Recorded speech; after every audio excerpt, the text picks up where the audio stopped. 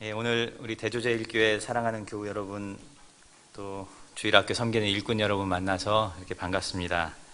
무엇보다도 이렇게 젊은 날 신학교에서 제가 우리 이광재 목사님한테 신세를 많이 졌었는데, 기숙사에서 특별히 이렇게 이광재 목사님 담임하는 교회에서 여러분들과 말씀 나눌 수 있게 되어서 더 감회가 새롭습니다. 원래 이 오후 이 시간이 그 일주일의 모든 피곤함이 다 이렇게 켠켠이 쌓여있는, 정말 이렇게 맨정신에 앉아있기 힘든 시간이거든요. 거기다 제가 충청도 사람입니다. 그래서 목소리가 좀 작고 말이 좀 느리고, 제가 모시고 있었던 목사님은 우리나라에서 설교 가장 말 조용하게 하는 그런 목사님이어서 잠자기 제 목소리가 좀 최적화된 목소리예요. 예. 그래서 혹시 뭐 이렇게 피곤하시면 뭐 이렇게 잠시 주무시다가, 원래 그 설교를 길게 해도 우리 마음에 확 와닿는 거는 한 구절의 성경 말씀, 한 문장 정도거든요. 잠시 깨어있을 때 성령 하나님께서 여러분들에게 은혜 베풀어 주실 줄 믿습니다. 저는 좀 특별한 목회를 하고 있습니다. 제가 1997년도에 첫 사역을 시작해서 한 교회에서만 15년을 사역을 했어요. 그리고 나와서 교회도 개척하고 지금 교육 현장이라고 할 수 있는 대안학교도 같이 섬기고 있습니다. 예수 길벗 교회라는 교회고요, 미랄 두레학교라는 또 그런 대안학교이기도 합니다. 그리고 제가 주로 많이 사역하는 것은, 저는 이제 이 교회 청소년들한테 좀 관심이 좀 있습니다. 이 교회 학교가 정말 어려운 시절이에요. 이 땅에 복음이 들어오고 나서 요즘이 일제시대보다 목회하기 더 힘든 시대다, 이런 얘기를 많이 해요. 주변의 목사님들, 주변의 성도님들도 신앙생활하기 더 힘든 시대라는 거예요. 도리어 목숨 걸고 신앙생활 할 때가 훨씬 더 우리 안에 뜨거운 하나님의 마음이 일어날 때였는데, 지금이 훨씬 더 그런 것들을 찾기 어려운 시대다, 이런 이야기들을 합니다. 바라기는 오늘 이 강단을 통해서 우리를 향한 하나님의 은혜와 사랑이 여러분 성도님들 여러분들에게 같이 이렇게 전해질 수 있었으면 좋겠습니다. 한 할아버지가 약속이 있어서 택시를 타려고 집에서 나오게 됐어요. 약속 장소가 메리어트 호텔이었어요. 메리어트. 근데 할아버지가 이게 잘 안 외워지잖아요. 메리어트. 이게 그렇잖아요. 메리어트 호텔 갑시다. 택시 타면 이렇게 해줘야 되는데. 그래서 메리어트 이렇게 나오다 보면 자꾸 잊어버려서 연상법을 가지고서, 그렇죠. 이제 그렇게 얘기하는 거. 메리어트. 얼마나 좋아요. 예. 메리아스. 딱 메리아스 생각하는 거, 메리아스. 그 택시를 딱 탔어요. 뭐라고 했을까요? 메리아스 호텔 딱 가서 해야 되는데 메리아스가 생각이 안 나는 거예요. 메리아스를 외웠는데 메리아스가 생각이 안 나는 거예요. 그래야 메리어트가 이렇게 가야 되는데. 근데 갑자기 딱 생각이 났어요. 난닝구 가주세요, 이런 거예요. 난닝구 가주세요. 우리는 난닝구 알잖아요. 예. 이러니까 택시기사가 메리어트 호텔 앞에 딱 세워준 거예요. 놀랍잖아요. 예.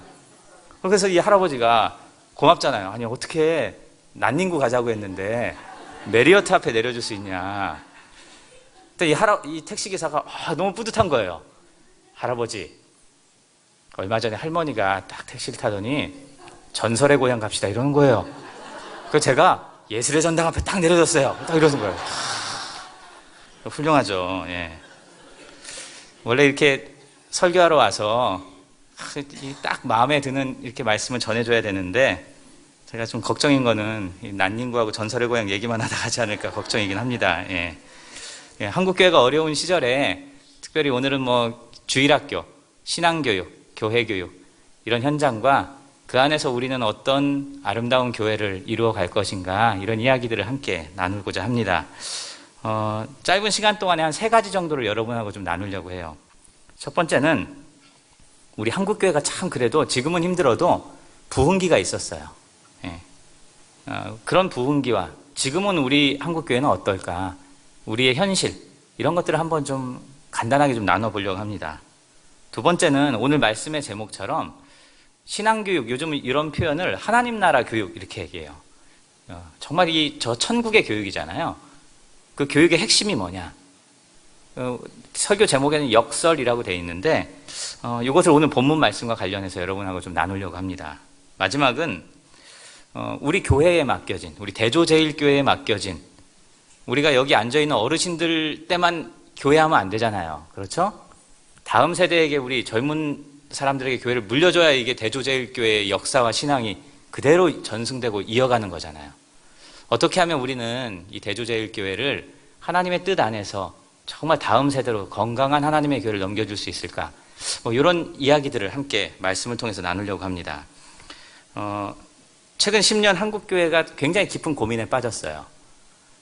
저도 조금 일찍 와서 우리 담당하시는 우리 부목사님하고 이야기를 좀 나누곤 했는데요. 대조제일교회만 교회 학교가 어려운 게 아니라 전국의 교회 학교가 다 힘들어요. 예. 출산율도 급격하게 저하됐죠. 유아 어린이들도 되게 감소했어요. 예. 심각한 것은 사실은 청소년, 청년을 교회에서 찾아보기가 좀 어려운 시대가 됐어요. 예전에는 청년하면 고등학교를 졸업하고 대부분 20대였어요. 근데 지금은 40이 돼도 결혼을 안 하기 때문에 청년의 범위도 상당히 높아졌죠. 어디까지를 잡아야 될지를 알 수가 없는 겁니다. 한국교회는 초기 120년, 130년 전에 처음 선교사님들이 들어와서 복음을 전할 때 교육에 있어서만큼 굉장히 지대한 관심을 가졌던 게 한국교회예요. 그러니까 선도적인 역할을 했죠. 이 근대 교육, 이 대한민국 땅의 근대 교육에 아주 선도적인 역할을 한 거예요. 교회 교육, 뭐 기독교 교육, 미션 스쿨 왕성하게 성장했죠. 한국교회는 120년 교회 역사에서 이 교육의 문제에서 있어서만큼은 굉장히 애통한 마음을 한국교회가 가지고 있었던 겁니다. 여러분 생각해 보세요. 양반과 상놈으로 나눠져서 교육받지 못하는 백성들에게 교회가 그리스도의 복음이 들어와서 교육의 기회를 다 주었어요. 평생 부엌을 벗어나지 못하고 자식들을 키우는 것이 그냥 여자의 일생인 줄 알았는데 여성들에게 교육의 평등의 기회를 준 것은 교회였어요. 그런데 지금 한국교회는 지금 뭐 교회교육, 신앙교육의 현장을 잃어버린 것뿐만 아니라 더 큰 심각한 위기에 빠져 있습니다. 급격하게 교세가 계속 감소해 가잖아요. 교회에 대한 이미지도 굉장히 세상에서는 부정적 이미지들이 많이 쌓아가요. 젊은 세대들로부터 계속 교회가 외면당하고 있는 겁니다. 이렇게 한국교회는 반등의 기회를 잡지를 못하고 있어요. 그게 이미 이런 논의를 시작한 게 15년이 지났는데 15년 동안 반등의 기회를 잡지를 못하는 겁니다. 하염없이 추락하고 있는 거죠. 그래서 많은 전문가들이 한국교회는 이미 이렇게 미끄럼틀을 타고 내려가는 쇠퇴기에 있다고 이야기를 해요. 그러니까 아무리 노력해도 미끄럼틀을 타고 내려가는 것을 어떻게 중지시킬 수가 없는 거죠. 그래서 대부분 교회들이 다음 세대보다 어디에 더 관심이 많냐면 고령화되는 시대에 훨씬 더 관심이 많은 거예요. 지금 현재를 유지하기 위해서 훨씬 발버둥 쳐야 되는 시간들이 많은 거죠. 그런 대표적인 지표 중에 하나가 교회 학교의 붕괴예요. 몰락한 거죠. 여러분 그래도 우리는 서울권 안에 있으니까 서울 경기 안에서는 좀 피부적으로 그게 오는 게 좀 속도가 늦어요. 근데 여러분 여기 서울 경기를 벗어나잖아요. 여러분 고향 한번 내려가 보시면 몇 단위에 주일학교 못하는 데가 수두룩해요. 거기 있는 교회 10개를 모아놔도 안 돼요. 교회 학교를 운영할 수가 없습니다. 뭐 아예 아이들이 없기 때문에 어떻게 주일학교를 운영할 수가 있겠습니까? 그 미래학자 중에 최윤식 박사님이라는 분이 있습니다. 뭐 한국교회 미래지도 해갖고서 굉장히 뭐 우리나라에서는 우리 그 기독교 계통에서도 이 통계 쪽으로는 굉장히 유명하신 분이죠. 그러니까 이분은 그냥 기독교가 계속 쇠퇴해서 한 2050년 정도 되면 기독교인 인구가 우리나라에 한 350만 정도 될 거라고 해요. 지금 우리 한국교회 우리나라의 그 기독교인 숫자가 몇 명이나 될까요? 한 870만? 그러면 통일교인들은 어디에다 체크할 거예요? 불교에 체크할까요? 기독교에 체크할까요? 기독교에 체크하겠죠. 신천지 이런 나쁜 것들 이 사람들 어디에 체크할까요? 그것들도 기독교에 체크해요. 그렇게 해서 이단 종파들 다 걸러내면 이분 얘기로는 현재 순수하게 기독교인 숫자가 700만? 이렇게 잡을 수 있을까? 이렇게 이야기를 해요. 그러면 우리는 어떻게 해야 되지? 이분은 두 가지 방법을 우리한테 제시해요. 두 가지. 첫 번째는 미끄럼틀 타고 쇠락해 가니까 그냥 두자. 이거 우리가 어떻게 해도 안 되는 거야. 그러니까 그냥 지금 이 정도 유지하는 거. 그렇다고 당장 위기는 없잖아요. 교회 건물도 있고 예배도 드릴 수 있고 뭐 지금 당장 뭐 우리가 손해나는 것도 없고. 그렇지만 어떻게 되겠어요? 30년 뒤에는 교회는 흔적도 없이 사라지는 겁니다. 두 번째, 이분이 제시하는 두 번째, 미래학자고 통계학자니까 분명히 안 되는 건 사실인데 아무리 통계학적으로 계산해도 안 되는데 그럼에도 불구하고 우리의 목표의 상향선을 높여보자는 거예요. 우리가 50까지만 하는 것도 힘든데 그러지 말고 2020년 우리 교회 목표를 100까지 한번 잡아보자는 거예요. 그리고 그것을 위해서 우리의 사역도, 목회도, 기도도, 예배도 훨씬 더 집중하는 거예요. 그러면 100에는 도달하지 못해도 그런 우리의 열심과 헌신이 들어가면 적어도 50까지는 도달할 수 있을 거다. 이분이 하는 얘기는 그거예요. 그러니까 통계치를 넘어서는 반전이 일어날 수 있다. 이것이 이제 이분이 이야기하는 대안입니다. 너무 뻔한 얘기긴 하지만 이분이 제안하는 건 그래요. 예. 그래서 여러분 주일학교, 교회 교육은 너무나 중요한 거예요.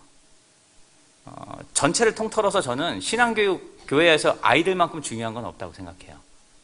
여하튼 우리의 미래잖아요, 미래. 예. 그래서 집에서도 어떻게 해요? 여러분들 그 자녀들 이렇게 있으면은 집에서 쓰는 돈 중에 가장 많은 부분을 차지하는 데가 어디예요? 자녀들을 위해서는 아끼지 않잖아요. 예. 대조제일교회가 앞으로 10년, 나아가서 100년, 그것이 아니라 200년 예수 그리스도의 살아계심을 증거하고 복음의 산 증인이 되기 위해서는 정말 이 안에 우리가 어떻게 다음 세대를 이끌어 갈 것인가 깊은 고민이 필요하다고 할 수 있습니다. 그런 점에서는 여러 교회들이 최근에 아예 교회의 체질 개선을 하는데도 상당히 많은 에너지를 쏟고 있어요. 그렇다면 우리가 어떻게 해야 교육을 잘할 수 있을까요? 참 이게 참 아까도 얘기했지만 딱 그 전설의 고향 딱 얘기하면 예술의 전당 이렇게 딱 가야 되는데 참 교육을 어떻게 하면 잘할 수 있어요? 방법을 내놓으세요. 저희 같은 사람한테 가서 잘 모르겠는데 어떻게 해야 되지? 참 이 교육이 뭐냐 이렇게 물어보면 참 한 번에 참 속 시원하게 대답해 주기가 어려운 거예요. 정의 내리기가 어려운 거죠. 마치 인생이 뭐예요? 이렇게 물어보면 인생은 고야 뭐 이렇게밖에 얘기 못하는 것처럼 뭐 이런 얘기가 있잖아요. 그래서 어느 날 형제가 있었는데 어느 날 동생이 교회 열심히 다니는 형제인데 동생이 어느 날 골목을 딱 지나가는데 보니까 형이 저 전봇대 밑에서 담배를 피고 있는 거예요. 이 형이 교회 다니면서 쫓아가서 아니 어떻게 담배 필 수 있냐고 막 따졌어요. 그랬더니 형이 한 대 탁 때리는 거예요. 이놈이 동생이 형 대체 무슨 맛으로 담배 피는 거야? 이렇게 물어봤어요. 무슨 맛으로 필까요? 근데 형이 그 맛에 피지 그 맛에 이런 거예요. 그 맛에. 그러고서 이제 한 두세 달 지나서 형이 어느 날 골목을 지나가는데 동생이 저기서 담배 피는 거예요. 저런 버릇없는 놈이 확 달려가서 꿀밤쳐 이놈이 어디 싸가지 없어 이 교회 열심히 다니고 우리가 예배드린 담배를 피워 그랬더니 넌 무슨 맛에 피워? 그 맛에 피지 그 맛에 이렇게 얘기했다는 얘기가 있어요. 예. 그러니까 참 답하기가 어려운 거예요. 뭐 이렇게 좀 정의해서 딱 명확한 답을 주면 좋은데 이런 것처럼 참 인생이라는 것도 삶이라는 것도 교육도 우리 자녀들도 참 겪어보고 체험해봐야 우리가 참 그게 뭔지를 비로소 깨닫게 되는 겁니다. 오늘 주님께서 말씀을 통해서 이 하나님 나라 교육 속에 담긴 비밀을 우리한테 가르쳐 주세요. 요한복음 12장 24절 한번 같이 한번 읽어볼까요, 여러분? 요한복음 12장 24절 말씀 한번 성경 찾아보시죠. 예. 요한복음 12장 24절 워낙 유명한 말씀이라 이건 암송할 수 있는 말씀이에요. 예. 같이 한번 읽겠습니다. 내가 진실로 너희에게 이르노니 한 알의 밀이 땅에 떨어져 죽지 아니하면 한 알 그대로 있고 죽으면 많은 열매를 맺느니라. 하나님 나라는 어떻게 해야 산다는 거죠? 죽어야 산다는 거예요. 죽어야. 참된 열매를 거두기 원하면 어떻게 해야 된다는 거예요? 자기 자신이 먼저 죽어야 되는 거예요. 우리 주님께서 이 땅에서 보여주신 삶이 이런 역설이죠. 살려면 많이 먹고 튼튼하고 건강해야 되는데 죽어야 산다는 거는 역설적인 얘기잖아요. 우리가 예수님이 오신 걸 보면 알 수 있어요. 저 하늘의 왕이 오셨는데 왕이 오시면 왕궁으로 오셔야 되는데 어디로 오셨어요? 한낱 동물의 밥통 속에 태어나셨잖아요. 예수님께서 산상설교에서 뭐라고 얘기했습니까? 마태복음 5장, 6장, 7장. 내가 가난을 택했더니 어때요? 내 영혼이 풍요로워진 거예요. 내 마음이 풍요로워졌다는 거예요. 복종을 택했더니 어떤 거예요? 정말로 진짜 하나님께서 자유를 내게 주셨다고 말씀합니다. 죽음을 두려워하지 않으니까 내게 무엇이 온 거예요? 진짜 생명이 왔다고 주님께서 말씀하고 계신 거예요. 악인한테 맞서지 말고 네 오른뺨을 맞으면 뭘 내밀으라고 해요? 왼뺨도 내밀으라고 하는 거예요. 그러니까 하나님의 나라는 어찌 보면 우리가 생각하는, 우리가 꿈꾸는, 우리가 여기다가 두고 싶은 것과 전혀 정반대의 이야기들을 우리에게 말씀하고 있는 겁니다.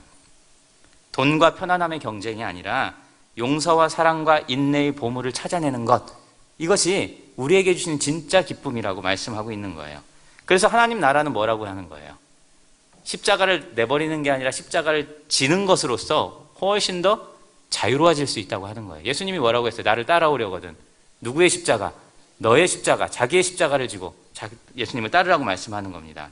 그런 점에서 구약 성경의 말씀을 역설로 바꾸신 예수님, 힘이 아니라 십자가와 죽음의 패배로 승리하신 예수님, 이 역설을 믿고 그 믿음을 가지고 살아가는 사람을 그리스도인이라고 부르는 겁니다.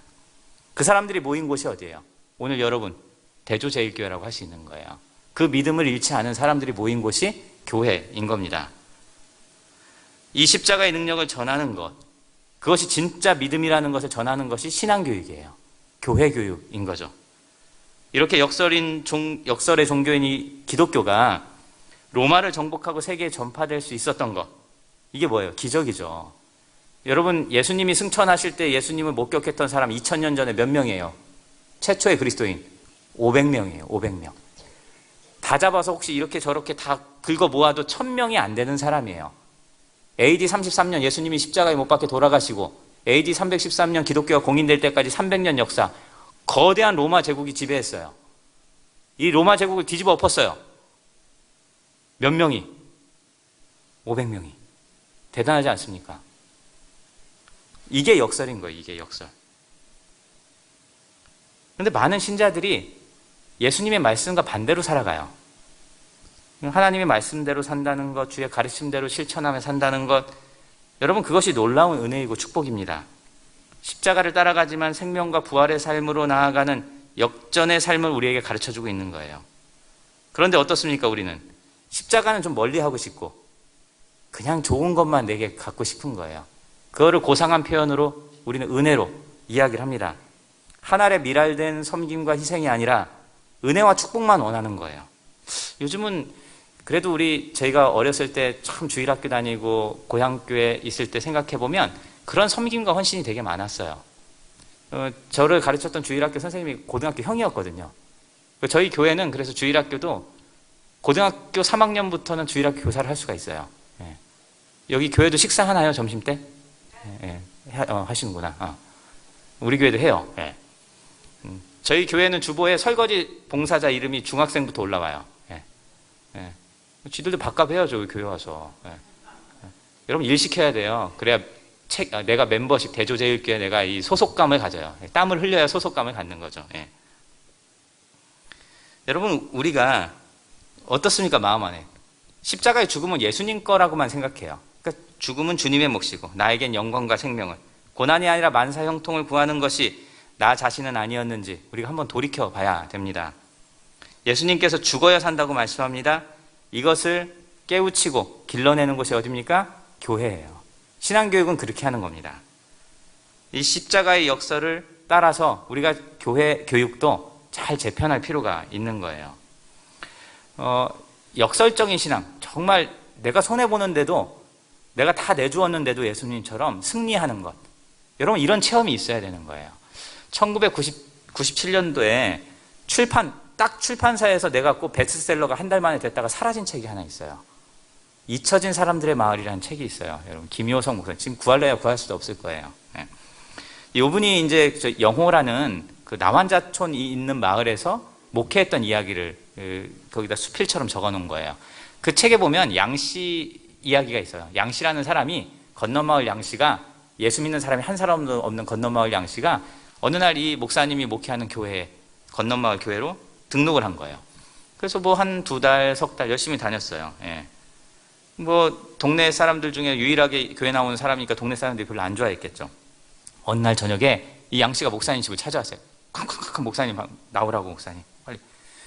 너무 막 흥분한 모습으로 찾아온 거예요. 왜 이렇게 화났냐고, 목사님이 나가서 보니까 누구랑 싸웠냐고 그랬더니 그 반대라는 거예요. 자기가 화가 나는데 꾹 참고 목사님한테 내가 물으러 왔다는 거예요. 뭔 일이냐 그랬더니 한번 들어보라는 거예요. 옆집 그 김 씨가 있는데 이 인간이 해도 너무하다는 거예요. 그래서 무슨 일이냐 그랬더니 이런 일이 있었던 거예요. 오늘 오후에 내가 키우는 우리 집에 어미 돼지 5마리가 그 김 씨네 밭, 채소밭에 가서 채소밭을 다 망가뜨렸다는 거예요. 그러면은 그 김 씨한테 그 망가뜨린 만큼 물어주면 되지 않냐? 나도 물어주려고 한다. 그랬더니 김 씨가 다른 걸 요구한다는 거예요. 뭐냐? 네 돼지 5마리가 우리 집에 건너왔으니까 돼지 5마리 다 돌라는 거예요. 다 해. 다 나한테 줘. 화가 치밀어갖고 도저히 감당할 수가 없다는 거예요. 이 예수 믿는 사람이어도 이런 경우 어떻게 화 안 낼 수 있냐고. 목사님 어떻게 하면 좋겠냐고. 어떻게 해야 됩니까? 만약에 저한테 물어왔으면 고소합시다 우리. 한번 싸워봅시다 이럴 것 같은데 이때 목사님이 이렇게 대답을 해준 거예요. 양씨, 그 옆집 사람이 양씨를 시험하는 걸 수 있어요. 그 사람 한 대로 동일하게 그렇게 한다면 그 사람이 양씨를 어떻게 보겠어요? 큰 손해를 입더라도 걱정하지 마세요. 하나님께서 다 채워주실 거예요. 이러니까 양씨가 화가 더 나는 거예요. 자기를 좀 지지해줘야 되는데 목사님이. 큰 주먹을 부르르 한 5분 정도 떨다가 횡 하고 가버렸어요. 그냥 목사님 하는 말이니까 이번엔 순종합니다. 불평 한마디 없이 돼지 5마리를 다 준 거예요. 그러니까 뭐 이게 동네에서 저 양씨 미친 거 아니냐 뭐 이런 얘기도 하고, 그게 이제 여름에 일어난 일인데 이제 뭐 가을도 되고 이제 겨울쯤 됐을 때 또 밤에 양씨가 와서 문을 두드리는 거야. 스트레스죠. 목사님 입장에서도 자꾸 찾아오면. 그러더니 양씨가 막 나와보라고 목사님. 제가 전에 목사님 말씀을 따르긴 했는데 정말 내가 속이 분해갖고 내가 진짜 밤잠을 못 이뤘다고. 그런데 정말 목사님 말대로 됐다고. 놀라운 일이 벌어졌다는 거. 무슨 일이냐? 옆집 김씨가 키우는 황소 7마리가 오늘 아침에 우리 밭에 와갖고 싹 다 먹어치웠다는 거예요. 자기 눈을 믿을 수가 없었다는 거예요. 야, 돼지 5마리와 황소 5마리는 차원이 다르잖아요. 처음 생각 같아서는 그 황소 7마리 내가 가져다주고 내가 돼지 5마리 가져오려고 했는데 생각하니까 아닌 것 같은 거예요.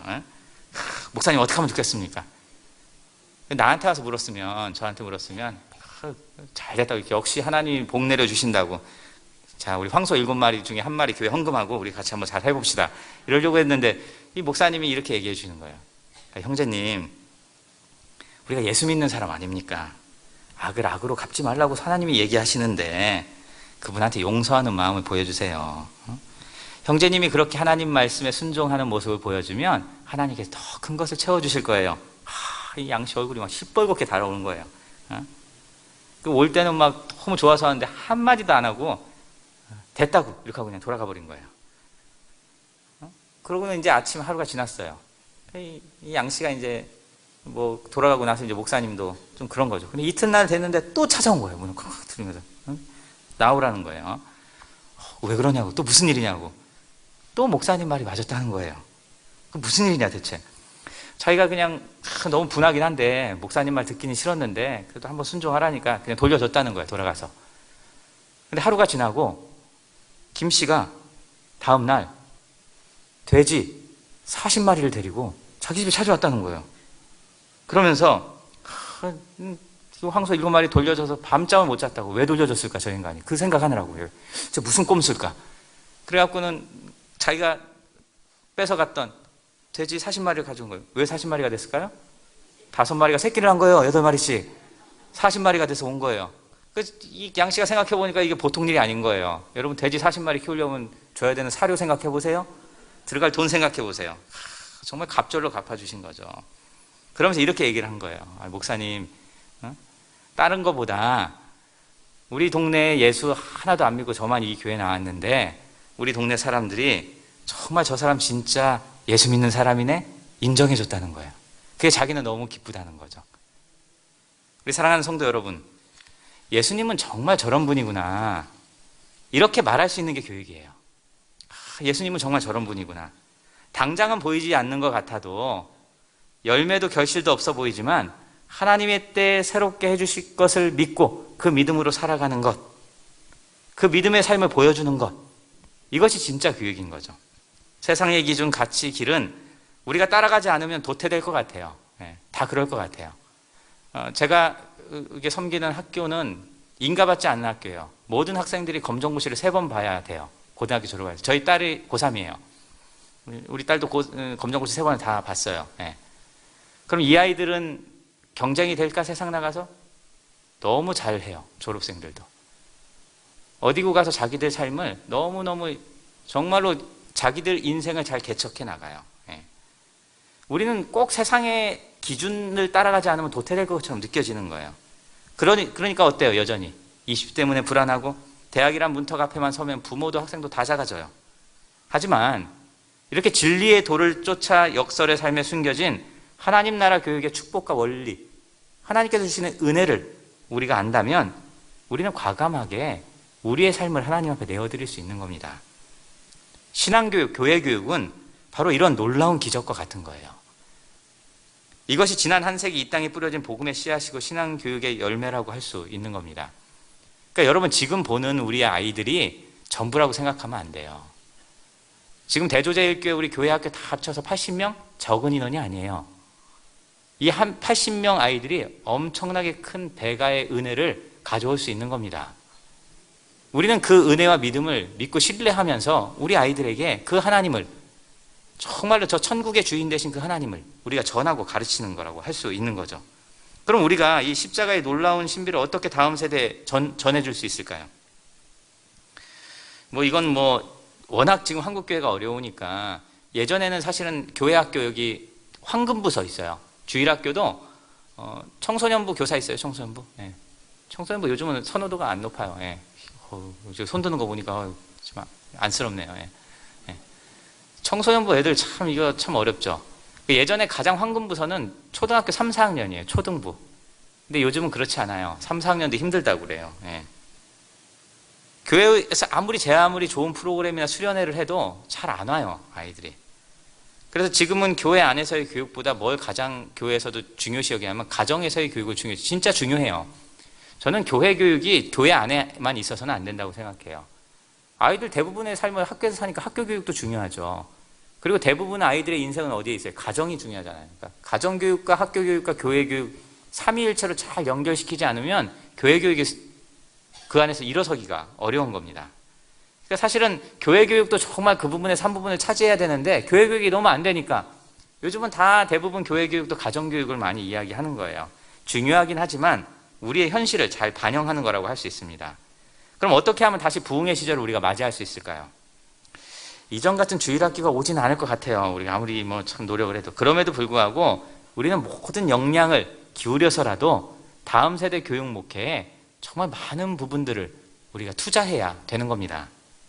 여러분, 가정에서 우리 아이들에게 정말로 전심을 쏟는 것과 똑같은 마음으로 해야 돼요. 저는 신앙교육이 가야 할 방향은 분명하다고 생각해요. 아까도 얘기했듯이 신앙교육을 여러분 주일학교 교육에 국한시켜서는 안 됩니다. 지금은 되게 많은 부분 교회 교육들이 여러 가지를 연결고리를 가지고서 같이 그 교육들을 이루어가요. 최근에 교회 교육 이게 트렌드라고 하면 소명이에요. 소명. 학교에서는 그걸 안 가르쳐줘요. 내 꿈, 미래, 나는 정말 어떤 가치 있는 사람이 되어야 하나, 이런 것들보다 점수로 어떤 대학을 들어가야 되냐, 여기에 거의 다 집중하고 있기 때문에 저는 교회가 이런 좋은 소명 교육의 터전이 돼야 된다는 생각이 듭니다.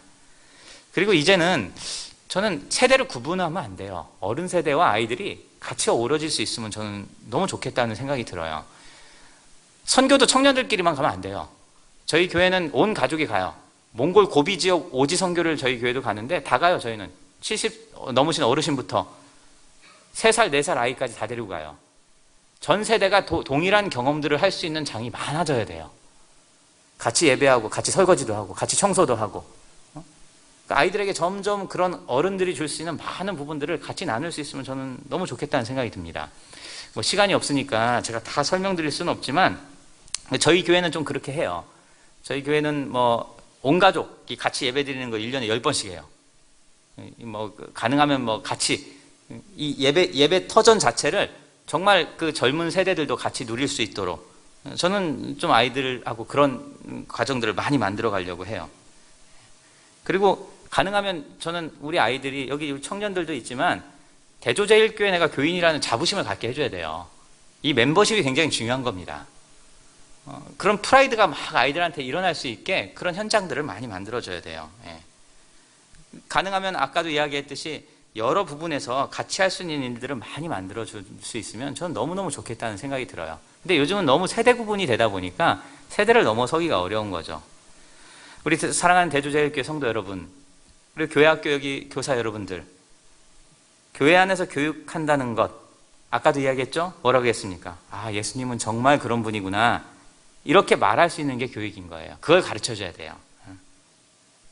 그것을 쫓아가다 보면 우리는 우리 아이들이 그 속에서 정말로 하나님 나라 교육이 주는 이 십자가의 은혜의 교육, 역설의 교육을 아이들이 만날 수 있으리라 저는 확신합니다. 이렇게 하나의 미랄이 되는 것, 아이들도 그런 삶을 선택할 수 있는 것, 이게 하나님 나라 교육인 거죠. 이것은 우리가 신앙생활 하면서 정말로 만들어낼 수 있는 아름다운 교육의 내용이라고 할 수 있습니다. 그래서 주님께서는 당신이 하나의 미랄로 썩어져서 그런 은혜의 삶을 우리에게 베풀어 주신 거예요. 그 대표적인 것이 에베소 6장 7절이에요.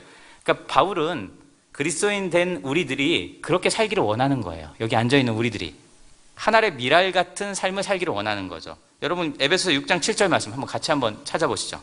앞서 읽었지만 우리 같이 한번 찾아보겠습니다. 십자가의 은혜와 역설의 삶을 정말로 믿고 따라가는 사람은 이렇게 살아가는 거예요. 하나의 미랄된 삶인 거죠. 자, 우리 에베소 6장 7절 우리 같이 한번 읽습니다. 기쁜 마음으로 섬기기를 주께 하듯 하고 사람들에게 하듯 하지 말라. 조금 쉬운 번역본으로 읽어주면 이런 내용이에요. 그리스도의 종으로서 하나님의 뜻을 온 마음으로 실행하고 사람들을 대하는 것이 아니라 주님을 대하듯이 좋은 마음으로, 주님을 대하는 것처럼 좋은 마음으로 당신이 종노릇 하십시오. 이런 뜻이라고 할 수 있습니다. 여러분, 우리가 인생을 살아가면서 이렇게 살면 얼마나 좋겠어요. 그렇지? 옆에 만나는 사람은 정말 예수님 만나는 것처럼 할 수 있으면 얼마나 좋아요. 근데 참 우리 삶이 녹록지가 않아요. 어떻게 이런 마음만 가지고 살 수 있겠어요?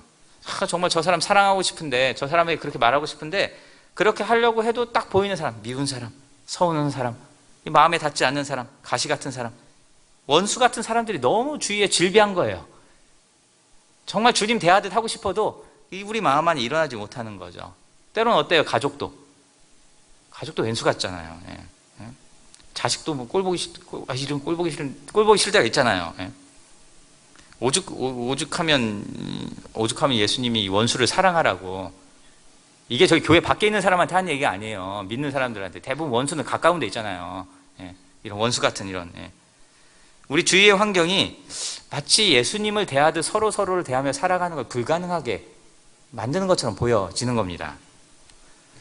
분명 우리가 교회 안에 있을 때는 다 이렇게 예쁘게 예배드리는 경건한 신자 같은데 내 속에는 언제나 해결하지 못하는 이런 갈증들이 우리 안에 있는 거예요. 이기적인 마음과 나 중심적인 생각들로 가득 차서 살아가는 것이 어찌 보면 우리 본래의 모습이라고 할 수 있습니다. 2005년도에 한국교회 정말 저는 개인적으로 되게 좋아하는 목사님이에요. 우리 교단은 아니지만, 저 별세 신학이라고 해서 이중표 목사님이라고 한신교회 목사님, 그분이 그때 돌아가셨어요. 이분 일화들이 참 재밌는 일화들이 많이 있어요. 그분이 저기 경상도 되게 아주 골짜기 거기서 첫 사역을 했어요. 전도사 사역을. 근데 그 교회가 되게 유명한 교회예요. 목회자가 가서 전도사들이 들어가서 6개월을 못 버티는 교회. 아주 유명한 장로님이 있었어요. 목회자 못 버텨요. 그러니까 이제 아무도 안 가는 교회인데 이제 보통 신학교 때는 그런 게 있거든요. 내가 저 교회 가서 정말 열심히, 정말 내가 제대로 한번 목회해 보겠다. 그 교회에 이제 가게 된 거예요. 부임을 해서. 와, 한 달 딱 됐는데 죽을 것 같은 거예요. 못 견디겠는 거예요. 그 전도사가 이 시절에 이걸 어떻게 내가 이 시절을 넘어가지? 내가 이렇게 하나님께 결단하고 작정하고 왔는데 내가 이거 한 달도 못 버티고 도망가는 건 말도 안 되고. 그래서 생각한 거예요. 뭘 생각했을까요? 작전 기도하기로 40일 작전 기도했어요. 작전 기도할 때는 뭐가 필요해요? 기도 제목 하나 딱 정한 거예요. 뭘 정했을까요? 하나님, 저 장로님 교회 떠나게 해주십시오. 그래서 기도 제목 정한 거예요. 딱 정해놓고 간절히 기도했어요. 40일. 정말 기도했어요. 정말. 근데 40일 딱 되는 날 응답이 왔어요. 하나님이. 놀라운 직분이죠. 이렇게 응답이 온 거예요. 중표야, 장로님이 떠나기는 힘들겠다. 나이도 많고 연세도 많은데 어디 교회에 가서 지금 적응할 수 있겠냐. 네가 가든지 참든지 둘 중에 하나요. 이렇게 응답이 온 거예요.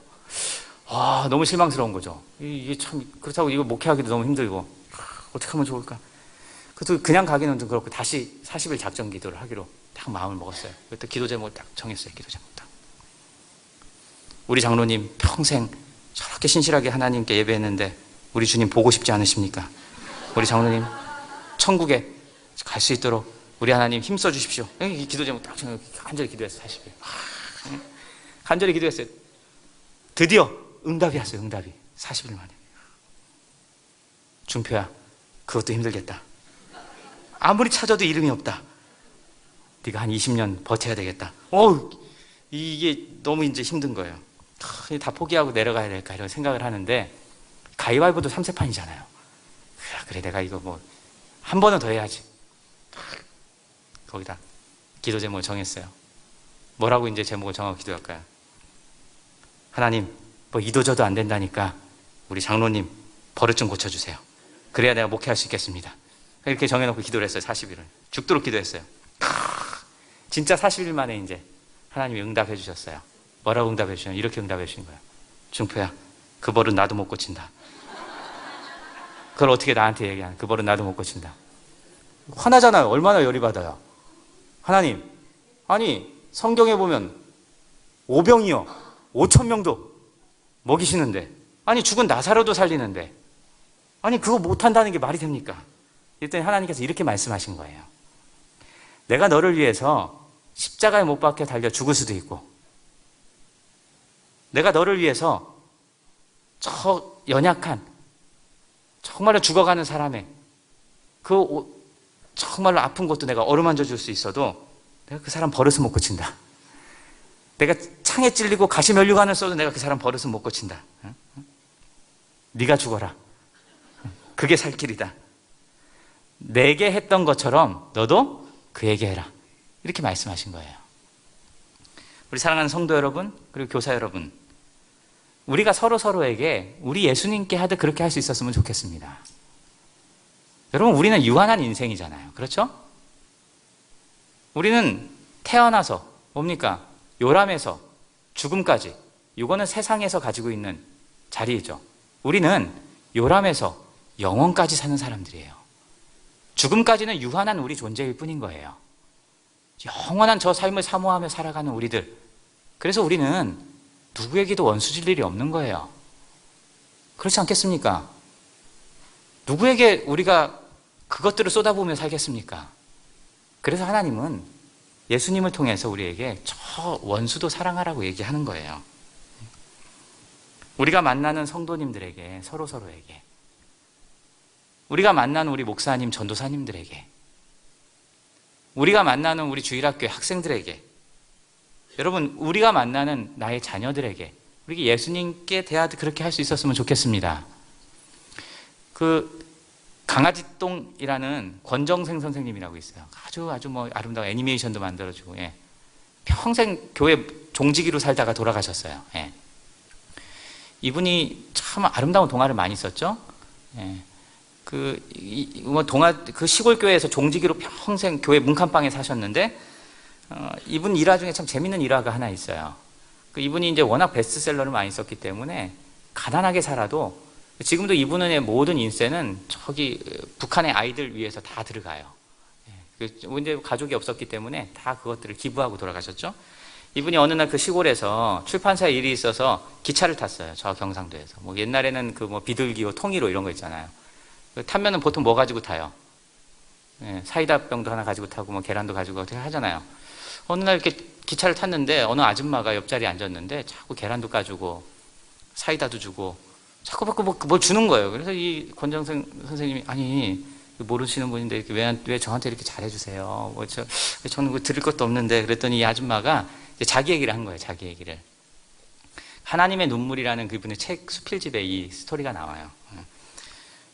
자기가 저기 시골 마을에 어디 사는 처자인데, 어느 날 내가 이렇게 저녁 좀 해가 뉘어뉘어 질 때 저기 부엌에서 이렇게 밥을 하고 있는데 그지가 한 사람 살인문을 열고 들어왔다는 거예요. 그래갖고 나 너무 배고프니까 나한테 좀 밥 좀 한 그릇 주실 수 있냐. 근데 보니까 해놓은 밥도 없고, 그래서 뭐 밥 하자고 하려면 시간도 좀 걸리고, 그래서 뭐 지금 뭐 드릴 것도 없고 한데 내가 쌀 조금 줄 테니까 나가서 해 드세요 하고 이제 부엌에 잠깐 들어가서, 부엌에 가서 이제 쌀을 챙겨갖고 딱 나왔는데 살인문을 마당을 가로질러서 그냥 나가버린 거예요. 내가 뒷모습을 보니까 예수님인 거예요. 아이고야, 내가 저 사람은 왜 그냥 보냈을까? 막 나가서 찾아보니까 없는 거예요. 부르고 찾아도, 동네 방네 다녀도 어디 갔는지 찾을 수가 없는 거예요. 그때부터 이 아줌마가 결심했다는 거야. 야, 내가 누구를 만나든 어떤 사람을 만나든 정말 우리 예수님 대하듯이 내가 그렇게 살아가야 되겠다. 그래서 내가 아저씨한테 계란도 까주고 사이다도 주고 이렇게 하는 겁니다. 이렇게 얘기를 했다는 거예요. 늘 부딪히고 만나고 보는 사람들일수록 정말 사랑하고 정말 그 사람을 품어주고 그렇게 하기가 어렵고 이해하기가 어려운 거예요. 사실은 가까이 있으니까. 한번 처음 만난 사람에게는 예의를 갖추고 인사하는 것이 쉬워요. 저 오늘 우리 장로님들하고 인사도 들어오면서 했는데요, 우리는 처음 보니까 다 친절하게 서로 인사해요. 그렇지 않겠습니까? 저한테 막 이 사람이 좀 이상한 사람이네 이렇게 저한테 이렇게 안 해, 얘기 안 하거든요. 예. 어찌 보면 우리는 내 가정에서 만나는 식구들이 참 힘들어요. 힘들 수 있어요. 우리 신앙 공동체 안에서 만나는 동역자들, 목사님, 전사님, 교사들, 참 이렇게 한 사람 한 사람을 정말로 진심으로 서로 소통하기가 어려운 거예요. 그런데 우리가 서로를 정말 주님 대하듯 할 때 주의 가르침도 저는 우리 아이들에게 전해질 줄로 믿습니다. 정말 우리가 서로에게 우리 주님께 하듯 그러면 그것은 마치 영성이, 기도가 저 하늘에서 우리에게 내려오는 것처럼 저는 그게 우리 다음 세대에게도 전해질 줄로 저는 확신합니다. 주일 학교에서 우리 아이들 만난 아이들 말 안 듣잖아요. 예, 힘들잖아요. 예. 참 어떤 때는 막 진짜 가서 막 핸드폰, 왜 이렇게 핸드폰 하는지 막 그냥 막 예배 시간에 다 그거 하고 있잖아요. 예. 그거 막 핸드폰 뺏고 뭐 찬양 안 한다고 하라고 하고 이러다가 막 싸워요. 진짜 그런 거 많이 있어. 우리 교회도 그래요. 어떤 때 막 선생님하고 애하고 막 대놓고 싸우고 있어요. 막. 뭐 진짜 우리 자식 같으면 막 주먹 몇 번씩 올라가고 막 이런 거 있죠. 예? 그런 아이들도 요즘은 교회 나온 것도 정말 고마워요. 예. 예수님께 하듯 정말 우리가 예수님 정말 이렇게 품어 안듯 그렇게 한다면 거기에 하나님 나라 교육은 열매 맺을 줄로 믿습니다.